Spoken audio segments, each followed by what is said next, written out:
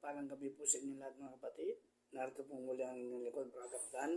Upang magpagisin nyo ng munting kalaman patungo sa osyo ni Hari Kamatayan sa mga ari-arian upang di mapasok ng sinuman tao.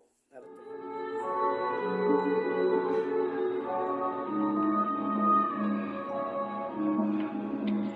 Brother Dan, Divine the Healer, isang instrumento dito ng Panginoon. Kahit na anong sakit, huwag magatubili na lumapit. Kayang-kaya ka pagalingin, mas mabisa ang gamutan. Mabilis lang gagaling kapag malakas ang pananampalataya. Iyong paniniwala sa Diyos, o yan ang ating unang isa puso. Walang imposible pag sa Kanya nagtiwala. Di po kita binibiro, dito mo mararanasan paano magkaroon ng himala. Physical o spiritual na sakit, kahit ganong kalala, huwag ka pong mag-alala, si Bro Dan na po ang bahala. Nagbabahagi din ng karunungan at kaalaman na matuturing kayamanan. Dasal na latin na pananggala at gabay na pangontra para sa iyong kaligtasan.